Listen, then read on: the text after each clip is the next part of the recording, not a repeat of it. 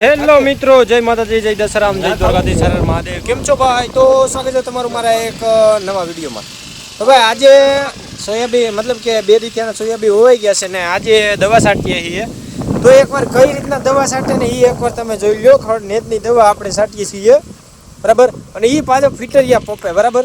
તો આપણા કારીગર એક જુદા જ છે, બરાબર. તો એ અત્યારે જો ઝાડ્યા છે રોડ. તો તમને હું આગળ દેખાડી દઉં કે કઈ રીતના દવા છંટાય અને કેવી રીતના દવા છટાય છે. જો આ છે ને ભાઈ, ભૈણા ન હોય ને એટલે જો આ પપ્પો અટાણે ઉપાડવા પડે. જો કે એવું કાંઈ હોય નહીં, આ તો એક વાત છે ખાલી. એવા પહેલાં કહેતા કે ભણીએ નહીં તો આવું કરવું પડશે. હવે આ ફિટરીએ પંપ લઈને ભાઈ ગયા હવે, બરાબર. હા ભાઈ, હવે દવા છાંટવાની મજા આવે એમ? અરે એક નંબર. કઈ રીતના હટાય જરીક દેખાડજો ને, અમને શીખવાડશો. જો આગળ કઈ રીતના દવા છાંટે આ ભાઈ કારીગર છે, બરાબર. અને તમારે દવા છટાડવી હોય તો કહેજો. આ ભાઈ પંપ લઈને પહોંચી જશે, બરાબર.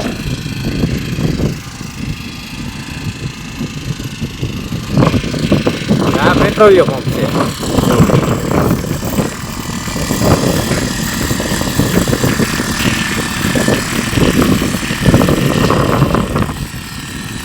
આ રીતના દવા છટાઈ દો, કાયદેસરનો પટ્ટો મળતો જાય. જ્યાં ભીનું થતું લઈ ને જો દેખાય અહીંયા જો ભીનું થયું, આ રીતના દવા છાંટી જવાની હોય છે. એ કાંઈ તમારે બે ત્યારે લેતે જોવાય. જો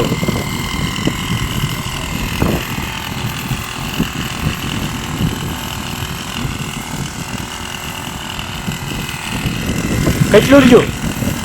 આ એટલું બાકી ને?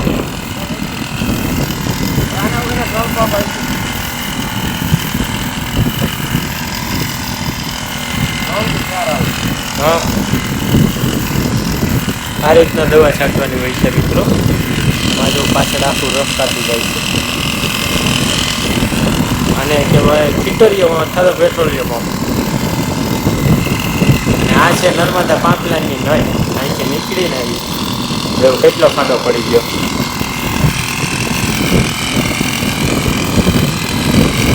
તો મિત્રો આવી રીતના કંઈક દવા છાંટવાની હોય છે. આ તમને આનું રિઝલ્ટ છે ને ભાઈ 3 દી પછી ખબર પડે.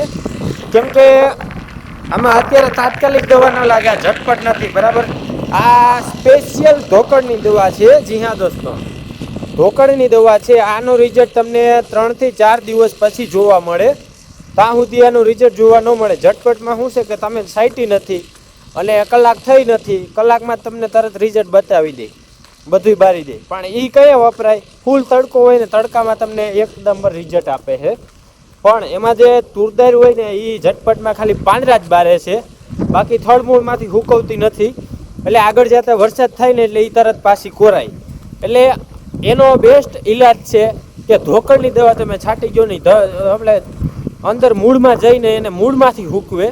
એટલે બેસ્ટમાં બેસ્ટ દવા હોય તો ધોકડની દવા છે. તુવેર વાવે, તુવેર ઉગી હોય ને એના માટે. કેમ કે શિયાળામાં આપણે તુવેર વાવીએ એ ખરી હોય, એ જે પાછી ચોમાસામાં ઉગે, એટલે એને બારવા માટે તમે ધોકડની દવા બેસ્ટમાં બેસ્ટ છાંટી શકો છો. ભેજવાળું વાતાવરણ હોય તો. બાકી તમે ઝટપટ છાંટો તો હાલે. તો બસ આજના વિડીયો માટે એટલું જ. તો હવે લાઈક કરો અને ચેનલ સબસ્ક્રાઈબ કરી અને કમેન્ટ કરો યાર, અને ફૂલ સપોર્ટ કરો ભાઈ. તમારા સપોર્ટની ખાસ જરૂર છે મારે.